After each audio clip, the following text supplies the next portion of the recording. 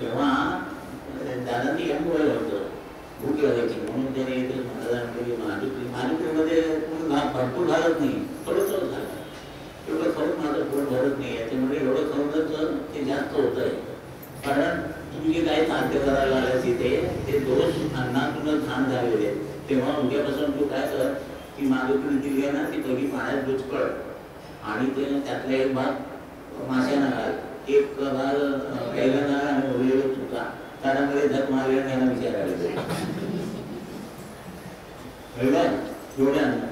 म्हणून जास्तीत जास्त दोष अन्नातून घालणं अजून पण मध्ये भिक्षा मागणे व पाण्यात दुष्प्रमाणे सांगितलं आणि ते शुद्धता करायला अधिक दिवस हे लागले. मीठ तुम्ही एकच करू शकाल का? मग आपल्यासाठी ज्यांनी एवढा त्रास घेतला आहे त्यांच्यासाठी आपण अर्धा तासाची साधना करू करायला पाहिजे नको? ते म्हणजे मी तुमच्या पाठीची आतपर्यंत उभारलं, सगळं जीवन तिथं घालवलं आणि सिद्धता करून आपलं सोपं करून दिलं आणि बाबांची प्रार्थना केली, मला त्रास दिला तसा ह्या पुढच्या लोकांना देऊ नका. अशा माणसासाठी आपण अर्धा तास साधना करून त्यांच्या पाठीशी उभा राहायला जोरात झाला पाहिजे. म्हणजेच वंदनीय दादांनी ओंकार साधनेतून हेच करण्यास सांगितले आहे. पूर्वी आपण विधीतून कृपा धारण करीत होतो व आता साधनेतून डायरेक्ट कृपा धारण करतो. म्हणजे विधीसाठी भटजी सामुग्री वगैरेची जरुरी होती, पण साधनेतून कृपा धारण करण्यास त्या कशाचीही जरुरी नाही. तत्व तेच आहे, फक्त त्यात मॉडिफिकेशन केले.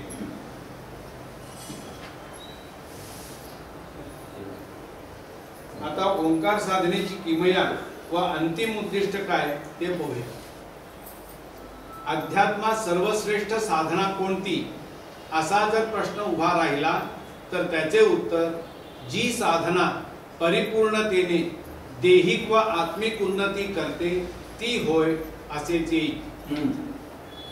अशी सर्वश्रेष्ठ साधना म्हणजे ओंकार साधना होय. अनेक साधकांनी साधनेत देहाला तुच्छ व नश्वर मानून आत्म्यालाच महत्व दिले आहे, परंतु देहाला आत्म्या इतकेच प्राधान्य सूफी पंथाने दिले आहे. तो देहाचा अनुभव मी आता ह्या भांड्यातून पाणी प्यायचंय, त्या भांड्यामध्ये 20 असेल तर काय होईल? भांड सोन्याचं आहे पण आत 20 आहे, भांड मातीचं आहे आणि त्यात दूध आहे. कुठलं प्रेफर करा तुम्ही? म्हणजे या देहाला तुझ्यामध्ये ज्या देहातून अनुभव व्हायचा आहे त्या नश्वर देहातूनच ईश्वरी अनुभव व्हायचा आहे. तुम्ही वर बोलणार देहाचा कसं समजते? म्हणून तो पहिल्यांदा देह विकास करायचा आहे. याच्या देहाला तुच्छ मानून काय करायचं? आता नवरात्रामध्ये 10 दिवस दिन चप्पल फिरायचं, म्हणजे देवी प्रसन्न झाली. कष्ट झाले ते पायाला खडे बसले, प्राप्त काय झालं? तुम्ही 10 दिवस चप्पल लगाता घेऊन आलात म्हणून आल्यावर त्याचं डोकं दुखतंय, त्याच्या डोक्यानं हात फिरवा, त्या डोकं दुखाचं शांत झालं तर तुम्हाला काय ते प्राप्त झालं बरोबर म्हणतो. पण आम्ही चप्पल घालून सगळीकडे हिंदू सगळं खातो होतं, कुठले बंधन नादाने घातलं नाही आहे, म्हणजे सगळं खात सुटत नाही आहे. तर आम्ही कोणाला तरी सांगून गिराकानं सांगितलं तर त्याला बरं वाटतं. त्यांनी मला विचार तुला फोन केला, आता सांगतो त्यांचा प्रॉब्लेम होता, त्यांचा मुलगा फॉलोमध्ये होता आणि त्याने गिराकानं काय आता असं झालं. त्याला एक पटकन सुचलं ते बाबांचं नाव घेतलं गिराकाचं काम झालं त्याने 4 दिवसात न म्हणाल का 6 महिने लागले असते. 6 महिने लागले असते आणि तिथं काय करणार? 6 महिने लागणार होते, म्हणजे त्याला परीक्षेला बसता येणार नव्हतं. आणि 6 महिन्यात तिथं राहून काय करणार? कसं नाही, 6 महिन्यात होतं, परत ती परीक्षा बदलणार होती, म्हणजे हेच पेपर द्यायचे होते, पुढचे देता येत नाही. ही अनुभव आहे. ही अवस्था कशी? पुण्याला एक असे लोखंडे म्हणून त्यांचं घर होतं किती दिवस, मग त्यांनी नुसतं हे ऐकल्या आत्मनिवेदन घेण्यामध्ये साधना करणे चालू असा लोकांची प्रार्थना. त्यांचं घराचं काम झालं, तुम्ही पुण्याला गेलं तर ते माझ्या घरात घेऊन घरी घेऊन गेलो म्हणाले, तिथे सुंदर प्रॉब्लेम आलं बघा, तुम्ही सांगितलं तर ना साधना करण्याचं कसं विचारच सोडून द्यायला म्हणाले, घर मिळायचं असतं तर मिळू द्या. आणि मला एक महिन्याभरात काम झालं. मीच काय बाबांचा लाडका नाही आहे, तुम्ही सुद्धा आहात, तुम्ही सुद्धा हे करू शकता. पण करायचं की नाही हे ठरवलं, मी करायचं हे ठरवलं. मला तर इतके अनुभव आले की वाईट वाटतं आणि आपणच कमी पडतो. की बाबांना आता ते मला काहीही नको, सगळं दिलंय, फक्त तुम्हाला तुमचं स्मरण मला असं तुम्हाला विसरेल असं कधी होऊ नये एवढंच द्या बस. काय लॉंग लाईफ दिलंय, चांगलं दिलंय, डॉक्टर लागत नाहीये आणि गाडीवरून आपण मी फिरतोय, घर चांगलं आहे, जावई चांगला मिळालाय, मला मुलगांचा कारण सांगितलं होतं तुला आता तिसरी मुलगी दुसरी मुलगी होईल तिचं नाव अश्विनी ठेवा, ऑपरेशन कर, मुलगा म्हणसेल तर 7 मुली होईल. बरं वाटलं, दुसरी मुलगी झाली त्याचं नाव अश्विनी ठेवलं, ती धारवायला असती, पैशाची पैके येतील तिथं विचार परत केला तो मला मुलगा नाही, मुलगा नाही म्हणून काय बिघडलं का? ती सगळी माझी मुलंच आहेत की बोलायला रात्री 12 वाजता येतात आणि दुसरं काय तर काय माझ्या इष्टेतील कोणी वारस म्हणजे बाबांचे असा विचार करा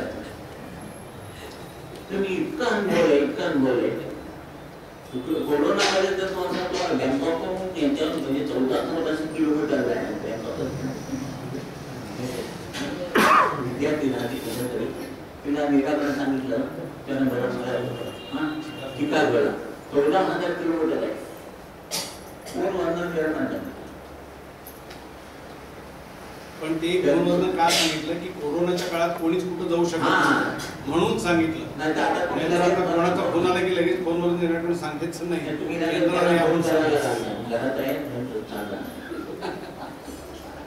ही परिस्थिती तशी होती, लोकांना बाहेर पडता येत नव्हतं, केंद्रावर जाता येत नव्हतं, म्हणून त्या आणि इतके अनुभव घेतले. अनेक साधकांनी देहाला तुम्ही जर साधक झाला तर तुमची कामं होती, तुमच्या कॉन्टॅक्टमध्ये येणाऱ्यांशी तुम्ही बोललात, आता आहे ते पुढं तुम्ही बाहेर पडलात आणि नुसतं कोणाला बघाल त्यांचं विकास होणार, त्यांच्याशी बोलाल, त्यांच्याकडे शब्दब्रह्मातून जाणार, तुम्ही त्यांना स्पर्श कराल, त्यांना त्याच वर्षातून बघण्यातून बोलण्यातून जाणार. म्हणून मुद्दाम करून स्पर्श करायचं नाही, मी स्पर्श केला मी तुमचं कल्याण हे जे असं इतकी अवस्था कोण देत आहे आज ही अनुभव आहे. परंतु देहाला आत्म्या इतकेच प्राधान्य सुफी पंथाने दिले आहे. कारण देह हा जरी नश्वर असला तरी विकसित केल्यावर त्याच नश्वर देहातून आपल्याला ईश्वरी तत्वाचा अनुभव घ्यायचा आहे. तेव्हा देहही तितकाच महत्वाचा आहे. यासाठी नित्य व निरंतर साधना ही आपल्या हातून घडावी, म्हणून देह सदृढ व विकसित पाहिजे. श्री सद्गुरु कृपाशीर्वादाने प्राप्त झालेल्या ओंकार साधनेतून नैसर्गिकरित्या देहाचा विकास होतो व काया वाचा मनाचे एक रूपत्व होऊन सुख शांती समाधानाची प्राप्ती होते व हे कार्य दिलेल्या प्रतिमांच्या माध्यमातून होते. तेव्हा जीवनामध्ये प्रतिमांचे महत्व काय याची माहिती आपण पुढे वाचतो. आता इथे काया वाचा मनाचे एकरूपत्व म्हणून सांगितलंय, ते होतं याचा अनुभव तुम्हाला आहे का नाही?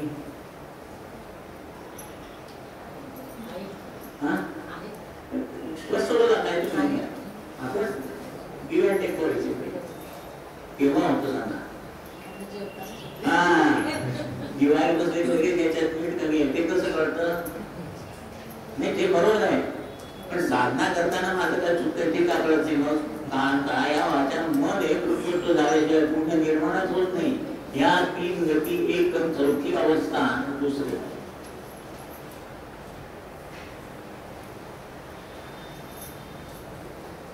ही कायेची गती, ही मनाची अगदी बारीक मनाची नाही वाचीची आणि मनाची त्याहून सूक्ष्म म्हणजे की कायेची गती 1100 मैल पर आवर आहे, याची 2200 पर आवर आणि याची 1,86,000 मैल पर सेकंड आहे. या तिन्हीचं एकरूपत्व ओंकार साधनेने होऊन ही 4थी अवस्था ही दिलेली अवस्था.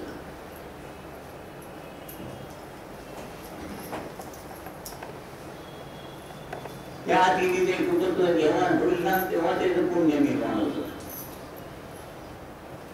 म्हणून प्रत्येक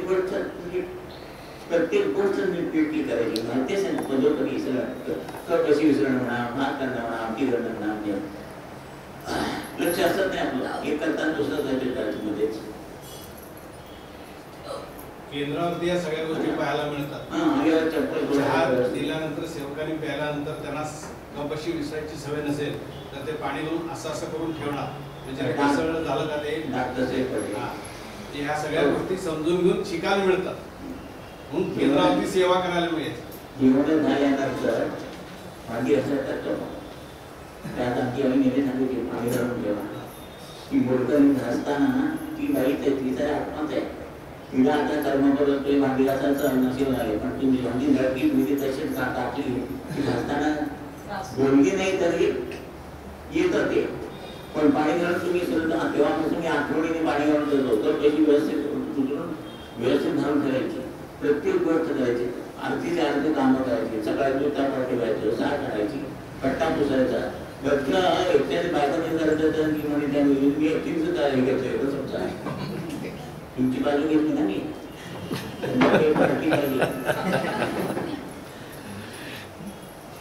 म्हणजे प्रत्येक गोष्ट व्यवस्थित करायची. लाईट सगळी आले भरायचं आणि वेळेवर आणि नंतर लाईट करपून ठेवले. काय दिवस आले अजून दिवस काय नको आणते तुम्ही वेळेवर मारायला पाहिजे ना. म्हणजे प्रत्येक गोष्ट तुम्ही नीट नेटकी आणि व्यवस्थितच करायची म्हणजे परमार्थ. या प्रपंच आणि परमार्थ या एकाच नाण्याच्या दोन बाजू आहेत. एक बाजू नसेल काम झाले असतं तर घेतात तसं प्रपंच नीट नेटका करायचा. आधी प्रपंच करावा नीट नेटका, मग परमार्थ साधावा. बरोबर आहे ना.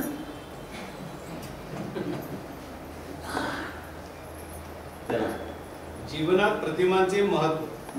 भविष्य काळात आपणास अनेक लोकांना प्रतिमा द्यावयाच्या आहेत. प्रतिमा म्हणजे काय तर देवाचा प्रतिनिधी. साईशक प्रतिमा त्याच्यावर 2 पावले आहेत व ते 33 कोटी देवांचे प्रतीक आहे. एक पाऊल हे दसरा व दुसरे पाऊल हे दीपावली. म्हणून ते पद आहे की दसरा दीपावली साधू चरणी झाली, काशी गया ही घडली वाटत असे मजल. दसरा म्हणजे काय गुरु घडल्यानंतर ह्या दुःखी जीवनापासून सुखी जीवनाकडे जायचं म्हणजे सिंहलंकर. हे दीपावली म्हणजे काय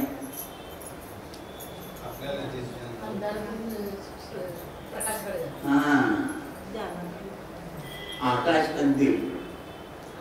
आकाश कंदील प्रतीक आहे. तुमचा आकाश कंदील कुठे आहे? पृथ्वी हा तेल वायू आकाश ह्याच्यामध्ये ज्योत प्रती ही दीपावली प्रतीक आहे ती. पण आपल्याला काही समज नाही दिवाळीचा. त्या आता त्या आकाश गोष्टी अमुक तऱ्हेची त्याच्यात नाना 100 प्रकार करतात. कळलं म्हणजे त्याचा काही अर्थ नाहीये.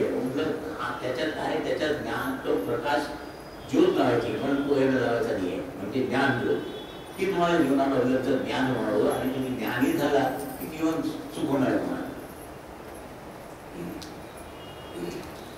परमपूज्य सलीम बाबांनी एकदा मुलाखतीत सांगितले की 33 कोटी देव एका पारड्यात घातले आणि दुसऱ्या पारड्यात ह्या 3 प्रतिमा ठेवल्या तर प्रतिमांचे पारडे निश्चित जड होईल. एवढी त्याच्यामध्ये शक्ती आहे. आता प्रतीक म्हणजे विशिष्ट देवतेचे प्रतीक फक्त एकापुरतेच. सिम्बॉल प्रतीक म्हणजे सिम्बॉल चिन्ह केवळ ऐहिकाची तरतूद. आता उदाहरणार्थ लक्ष्मी यंत्र पूजल्यास फक्त लक्ष्मीची प्राप्ती.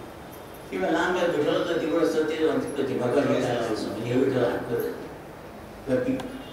प्रतिमा प्रतिमा कुठल्याही जाती धर्मासाठी चालते.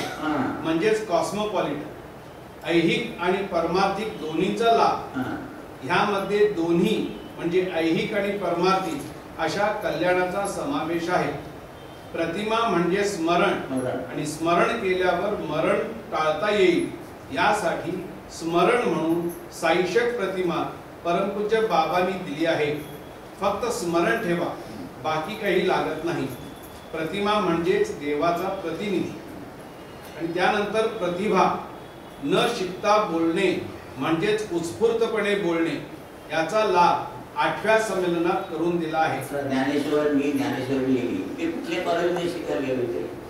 तुकारामाने अभंग लिहिले ते नेहमीच्या परीक्षेला अर्थ कळत नाही. ते कुठल्या युनिव्हर्सिटीत गेले होते. तुझी ती अवस्था म्हणजे ज्योतिषमध्ये प्रकाशमय झाली की तुमचा तुमच्या तोंडातून आपोआप ज्ञान आलेलं मुखातून ती प्रतिभा. म्हणून 8व्या सरणानं करून दिला तो आठव म्हणजे आठवे आणि बोल म्हणजे प्रतिभा. आता उदाहरणार्थ तुकाराम, रामदास आणि ज्ञानेश्वर यांनी कुठल्या पदव्या घेतल्या होत्या, परंतु त्यांचे अभंग आज एमएच्या अभ्यासासाठी दिले जातात, याचाच अर्थ उत्स्फूर्तपणे बोलणे. काय 5 मिनिटं थांबली का सगळे तर आळसुला सगळे दिसतात.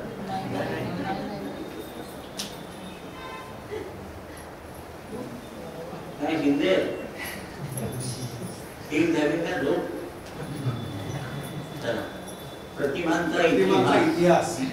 वंदनीय दादांनी ह्या प्रतिमांचा शोध लावून काही नवीन केले असे नाही, तर ही प्रथा वैदिक कालापासून आहे.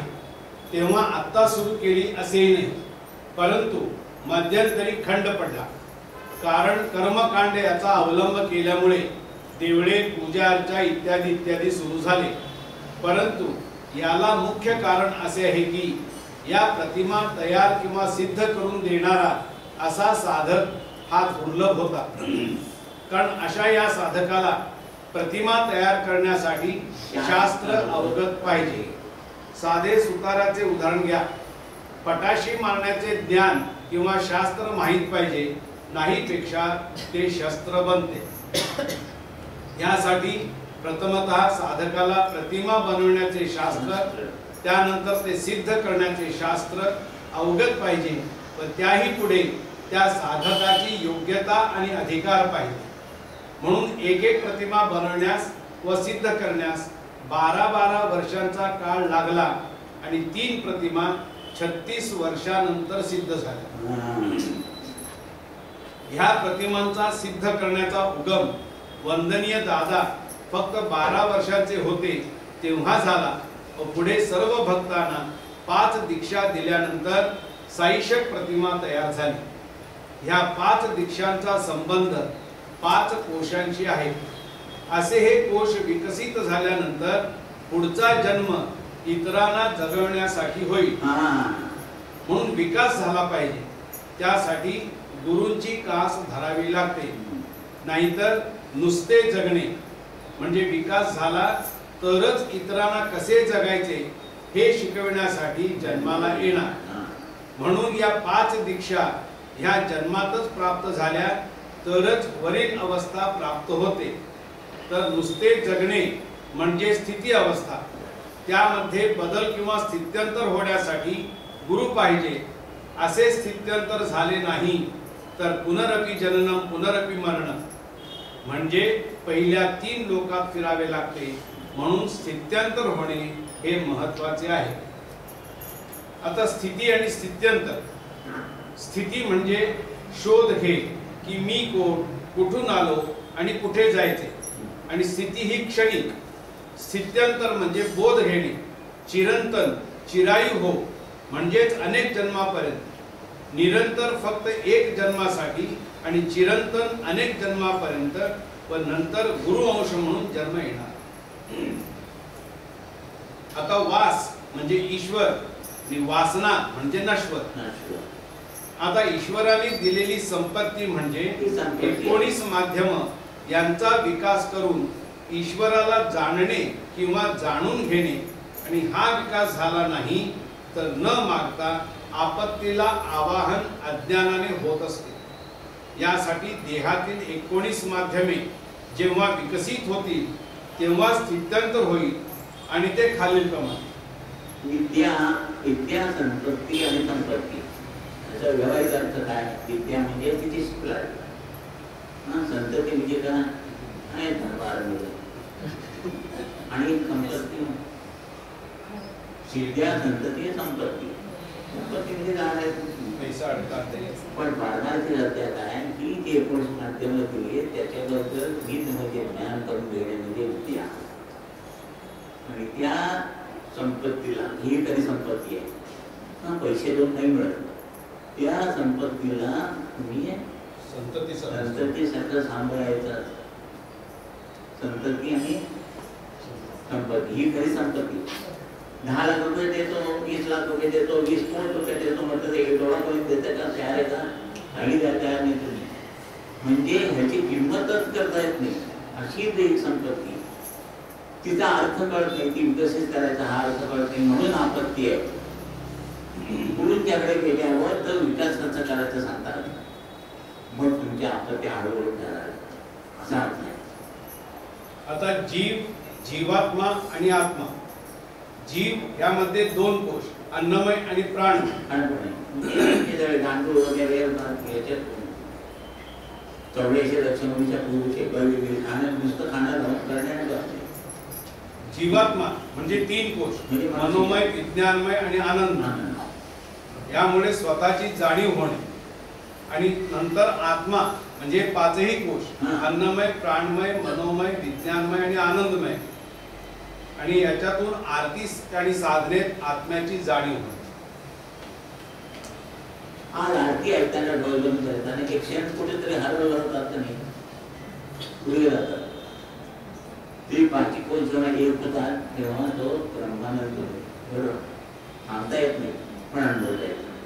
आता सांगार कशी आहे ते मी तोंडात टाकल्या, तुम्हाला अनुभव सांगायचा तर तुम्ही नकून बघा म्हणायचं.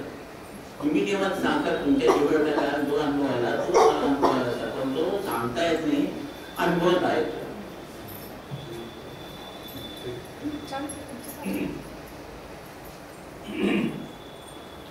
आता आपण वासनेपोटी जन्म घेतला व त्याचे स्थित्यंतर किंवा बदल व्हावा म्हणून आपण गुरुभक्त होतो.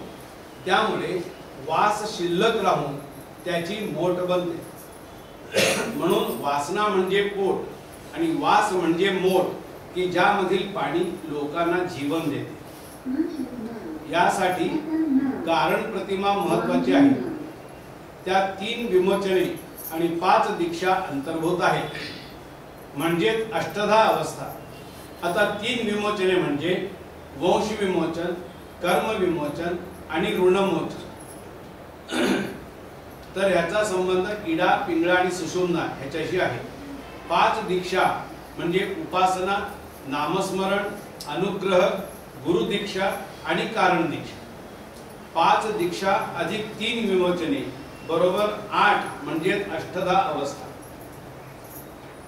आता अष्टधा अवस्था म्हणजे काय, आपल्या याच्यामध्ये किती आहेत? 2 डोळे, 2 कान, 2 नाक, 6, 7, 8 आणि 9. 9 द्वार असे धारण करायचे. डोळ्याची भाजी बघितली नाकाला वास येतो, तोच करतो बरोबर. पण एकच माध्यम असं आहे की त्याच्यात आपण काही धारण करते विसर्जित करतो. ह्या 8 माध्यमातून धारण केलेले दोष धारण त्या 5 कोशांमध्ये आहेत. म्हणजे ते जेव्हा जातील म्हणून त्याला अष्टधा समजलं. ती 5 विमोचन आणि 3 दीक्षा, 3 विमोचन आणि 5 दीक्षा, कर्मविमोचन, वंशविमोचन, गुणविमोचन आणि उपासना, नामस्मरण, आता अष्टधा अवस्था म्हणजे 8 द्वारे. यांचे कार्य 3 देहाशी चालू असते आणि या 3 देहातच 5 कोश आहेत आणि या 5 कोशांच्या विकासावर सुसंगत जीवन आधारित आहे. यासाठी साधकाने गुण आणि गुणधर्म म्हणजे काय हे ओळखायचे आहे. आता प्रत्येक माणसात एक गुण दिलेला आहे की नाही बघा. एकाचा स्वयंपाक चांगला असतो, एकाचं बोलणं चांगलं असतं, एकाचा आवाज चांगला. प्रत्येकाला प्रत्येक माणसात एक गुण दिलाय. म्हणजे म्हणून कोणीतरी सुतारचं काम करतो, कोण कोंबड्याचं काम करतो, तो अमुक करतो, एक अमुक करतो, कोण शिलाई करतो. प्रत्येक माणसामध्ये जो गुण आहे तो त्याच्या पुरता मर्यादित राहता, तो गुणधर्म म्हणून प्रभावित व्हावा. म्हणजे असं कारला कडू असतं बरोबर आहे, पण कारल्याचा रस घेतला तर मधुमेह कमी होतो, हा त्याचा गुण. कारला कडू असणे हे त्याचा गुण समजलं. तसं तुमच्यामध्ये सुद्धा प्रत्येकामध्ये जो गुण आहे तो प्रभावित होण्यासाठी साधनेतून तो विकसित होतो आणि प्रभावित होतो. म्हणून त्यात महत्व आहे. विश्वात असलेल्या प्रत्येक वस्तू मात्राला गुण म्हणजेच कॅरेक्टर व गुणधर्म म्हणजे प्रॉपर्टी अशा 2 बाजू असतात. गुण हा स्थिर असतो, तर गुणधर्मामध्ये प्रवाहित होण्याची क्रिया असते. गुण हा जेव्हा प्रवाहित होतो किंवा होऊ लागतो त्यावेळी तो गुणधर्म होतो. गुण हा पिंडाचा स्थायी भाव असून गुणधर्म हा ब्रह्मांडाचा स्थायी भाव आहे. म्हणून गुणाचे गुणधर्मात परिवर्तन होण्यासाठी हे दोघं कुठे गेले? अमोल आणि हा इथे आहे.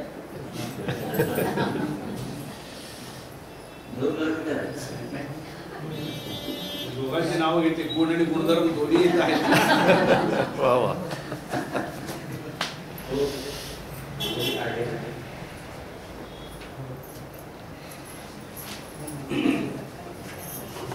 गुण व गुणधर्म म्हणून गुणाचे गुणधर्मात परिवर्तन होण्यासाठी पिंडाचे ब्रह्मांडात स्थित्यंतर होणे आवश्यक आहे व हे ब्रह्मांडाचा अनाहत नाद असलेल्या ओंकार साधनेने सिद्ध होते.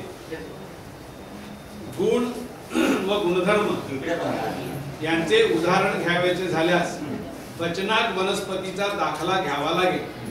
ह्या वनस्पतीचा विषारीपणा हा तिचा गुण, परंतु नित्याने एका प्रमाणात घेतल्यास तिचा औषधी म्हणून जो उपयोग होतो तो तिचा गुणधर्म.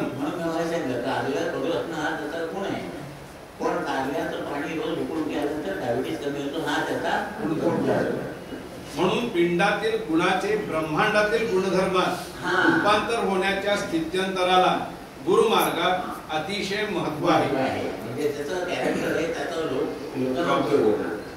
प्रथमावस्थेत ज्यावेळी साधक गुरुकृपाशीर्वाद धारण करून ओंकार साधना करू लागतो त्यावेळी त्याची वैयक्तिक उन्नती प्रथमावस्थेत ज्यावेळी साधक उन्नती होऊन पिंडावर सत्ता असलेल्या 12 राशी व 9 ग्रह या ओंकार साधनेने त्याच्या अंकित होतात व त्याच्या गुणाचे गुणधर्मात रूपांतर व्हावयाचे झाल्यास साधकाला 12 अंगांनी युक्त अशी साधना करावी लागते. या साधनेद्वारा ब्रह्मांडाचे मुख्य अंग असलेल्या कुंडलिनीवर त्याचे प्रभुत्व होऊन त्याची साधना इतरांच्या कल्याणार्थ उपयोगी पडते. म्हणजे तुम्ही कोणीही कमी नाही आहे. तुम्ही साधना करेल तर कुठला कोणाचा करून त्यामुळे त्याप्रमाणे त्याला उपयोग होऊन त्यांचं कार्य होणार आहे. फक्त ते तुम्हाला समजणार नाही. का समजणार नाही? समजलं तर लगेच क्वालिटी टाईट होते. माझ्यामुळे तुमचं ते नव्हतं म्हणून काय येऊ नये म्हणून आता आम्ही देवाने इतकं सगळं दिलंय पण त्याला कधी अंतर नाही. गुणाचे गुणधर्मात स्थित्यंतर होते. गुण हा प्रवाहित करून त्याचे गुणधर्मात स्थित्यंतर कराव्यास वायूचे सहाय्य लागते. गुण हा घन किंवा द्रवरूप असतो पण त्याला वायुरूप केला की त्याचे गुणधर्मात स्थित्यंतर होऊन तो प्रवाहित होतो. म्हणून आता येणारे नवीन साधक थोडे दिवस गेल्या सवय करत येतात प्रसाद होतात म्हणजे त्यांच्यातला गुण आहे त्याच्यात समोरच्यात दुःख कमी होतं ना नाही तो गुण त्याच्यात असेल होत होतात. किंवा एखादं मालिश करण्याचं तंत्र असतं. मालिश केल्यानंतर तुम्हाला बरं वाटतं म्हणजे त्याच्या हातातून त्याला जो गुण प्राप्त झालेला तो प्रवाहित होतो. ओंकार साधनेतील प्राणायामामुळे घन किंवा द्रवरूप अवस्थेला वायुरूप अवस्थेची जोड मिळते. त्यामुळे गुणधर्म प्रवाहित होऊन इतरांचे कल्याण होते. ओंकार साधनेचे महत्व वर सांगितल्याप्रमाणे असून ओंकार हा ब्रह्मांडाच्या गतीतून उत्पन्न झालेला नाद असल्यामुळे ज्या सर्व व्यापी गुरूंची ब्रह्मांडावर सत्ता आहे अशा त्या गुरूंच्याकडूनच या साधनेची ओळख शिकवण व संथा घेतल्यानेच वरील फलप्राप्ती त्वरित आणि सहज होते. आता ओंकार साधनेचे अंतिम उद्दिष्ट काय? पिंड हा 12 राशी व 9 ग्रह म्हणजे कुंडली यांच्या अधीन असतो. पिंडाच्या जशा 12 राशी तशी ब्रह्मांडात ओंकाराची 12 अंगे आहेत. ही ब्रह्मांडाची कुंडलिनी. पिंड हा जर पिंडच राहिला तर जन्मभर तो 12 राशी व 9 ग्रह यांच्या अंमलाखाली असतो व पुनरपि जननम पुनरपि मरणम या संसार चक्रातून त्याची सुटका होत नाही. या उलट श्री सद्गुरु कृपेने ब्रह्मांडातील ओंकाराची 12 अंगे अवगत झाली तर पिंडाचे ब्रह्मांड होऊन कुंडलिनीचे स्थित्यंतर कुंडलिनीत होते. त्यामुळे 12 राशी व 9 ग्रह याच्यावर साधकाचा पूर्ण ताबा राहतो व साधक सदोदित मुक्त अशा बसायदानी किंवा आनंदमय अवस्थेत वावरत असतो. किंबहुना यालाच कुंडलिनी जागृती असे म्हणतात. ओंकार साधनेचा सर्वात मोठा लाभ म्हणजे साधकाच्या चेतनेचे ब्रह्मांडाच्या चैतन्यात स्थित्यंतर होणे आणि ही किमया केवळ गुरूंचीच होय. याप्रमाणे आता स्थित्यंतर काय काय झाली ते झाली. पिंडाचे स्थित्यंतर ब्रह्मांडात झाले, कर्माचे रूपांतर धर्मात झाले, नराचे स्थित्यंतर नारायण अवस्थेत झाले. 12 राशी अधिक 9 ग्रह बदलून 12 अंगे उदात्त अनुदात्त स्वरी उच्चार मध्य लय स्वर ताल लय विचार आचारणे उच्चार भविष्य विचारणे बदलून भविष्य घडते. कुंडलीचे रूपांतर कुंडलिनी जागृतीमध्ये होते. गुणचे स्थित्यंतर गुणधर्मामध्ये होते. अशा प्रकारे लाभ गुरुकृपेने झाल्यानंतर गुण इथे ठेवून गोविंद गोविंद म्हणत वर जाणे म्हणजेच गुण्या गोविंदाने वर जाणे. अशा प्रकारे 5 मिनिटं थांबूया. त्याला फ्रेश व्हा.